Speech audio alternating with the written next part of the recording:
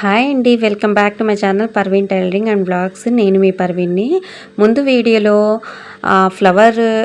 Rose flower latkans అయితే చూపించాను కదా. ఆ డిజైన్ స్టిచ్చింగ్ చేసిన తర్వాత అటాచ్ అయితే చేసేసాను. తర్వాత ఇలా డ్రెస్ షోల్డర్స్ అయితే యాడ్ చేస్తున్నాను అనమాట. షోల్డర్స్ అయితే అటాచ్ అనేది చేసేసాను. తర్వాత హ్యాండ్స్ అటాచ్ చేసుకోవాలి. అది ఏ విధంగా చూడండి. ఈ డిజైన్ హ్యాండ్స్ కావాలి అంటే మన ఛానల్లో అప్లోడ్ చేసి ఉన్నాను. మీరు కావాలంటే ఆ వీడియో కూడా వాచ్ చేయండి. లేకపోతే దీని కింద డిస్క్రిప్షన్లో ఇస్తానన్నమాట లింక్. తర్వాత హ్యాండ్స్ని ఈ విధంగా సెంటర్ దగ్గర నుంచి స్టిచ్చింగ్ అనేది చేసుకోవాలన్నమాట. ఈ మోడల్ డిజైన్స్ మన ఛానల్లో అప్లోడ్ చేస్తూ ఉంటానండి. మీరు ఖచ్చితంగా వాచ్ అనేది చేస్తూ ఉండండి. కొద్దిగా తక్కువ వచ్చింది చూసారు కదా.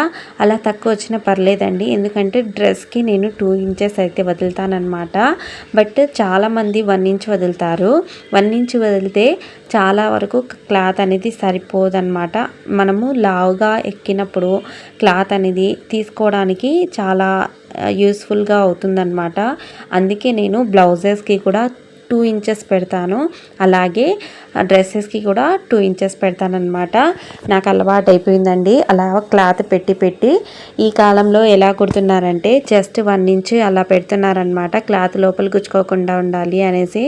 లేకపోతే అసలు క్లాత్ పెట్టడమే మనకు మంచి సజెషన్ అండి. ఎప్పుడు చెప్తా ఉంటాను నేను, ఈ విధంగా చేసుకోండి మీరు కూడా. తర్వాత హ్యాండ్స్ అయితే అటాచ్ అయితే చేసేసానమాట. ఇక్కడ సెంటర్ దగ్గరికి వచ్చిన తర్వాత ఇలా ఈ విధంగా కట్ అయితే ఇచ్చుకోవాలి. తర్వాత చూడండి ఎంత పర్ఫెక్ట్గా వచ్చేసింది కదా. డిజైన్ చూడండి ఎంత బాగుందో.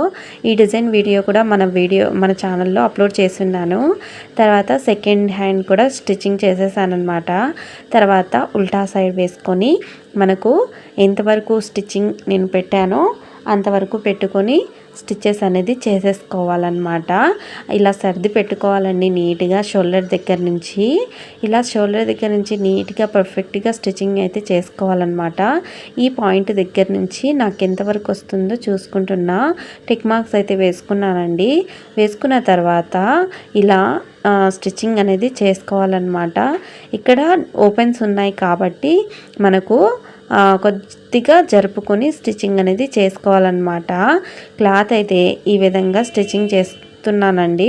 ఇక్కడ చూడండి మనకు ఖర్చులు ఎంతవరకు ఉందో అంతవరకు చూసుకొని స్టిచ్చింగ్ అనేది చేస్తున్నానన్నమాట.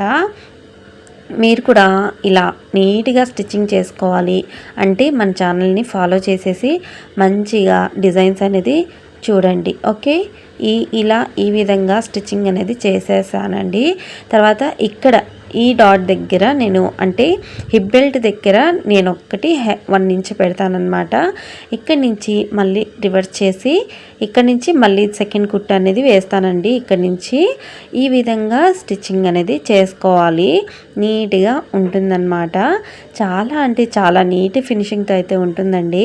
ఈ విధంగా స్టిచ్చింగ్ చేసుకుంటూ ఉండండి మీరు కూడా.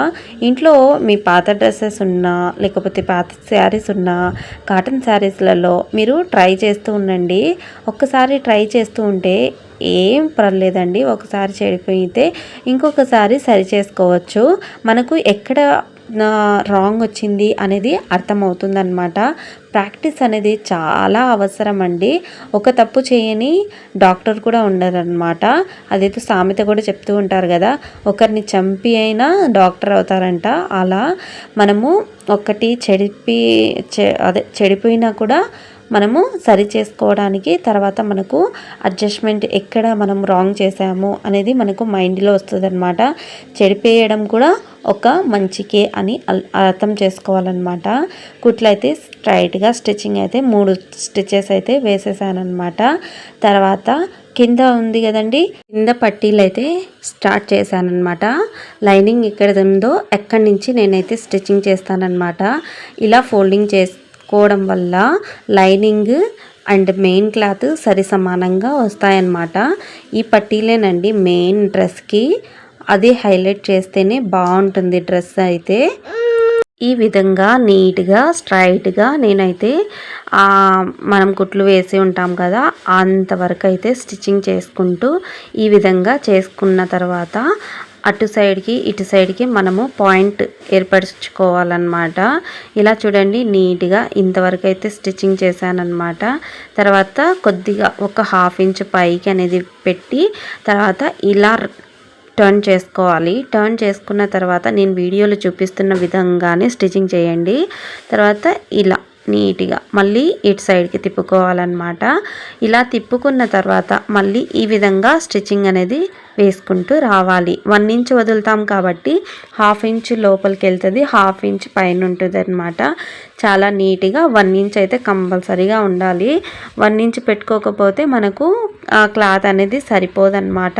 అది ఇంకొకటి ఇక్కడ స్ట్రైట్గా కటింగ్ అనేది చేసుకోవాలన్నమాట. చేసుకుంటేనే ఇలా స్ట్రైట్గా స్టిచ్చెస్ అయితే వస్తాయి. తర్వాత కింద చూడండి నేను ఎలా ఫోల్డింగ్ చేస్తున్నానో ఆ విధంగా ఫోల్డింగ్ అనేది చేసుకోండి. మీరు కూడా నీట్గా ఇలా ఫోల్డింగ్స్ అయితే చేసుకుంటూ రావాలన్నమాట. ఈ విధంగా స్టిచ్చింగ్ చేసుకున్న తర్వాత రౌండ్గా చుట్టూరు స్టిచ్చింగ్ అయితే అయిపోతుందండి. తర్వాత ఆపోజిట్లో కొద్దిగా అంటే మనం కింద కూడా పట్టీలు వేస్తాం కదా, ఆ విధంగా స్టిచ్చెస్ అనేది నీట్గా స్టిచ్చింగ్ చేయాలన్నమాట. ఇక్కడ చూడండి మళ్ళీ ఈ విధంగా ఫోల్డింగ్ అనేది చేసుకుంటున్నా. ఇలా చుట్టూరు స్టిచ్చింగ్ అనేది చేసుకోండి. నీట్ ఫినిషింగ్తో అయితే వస్తుందండి.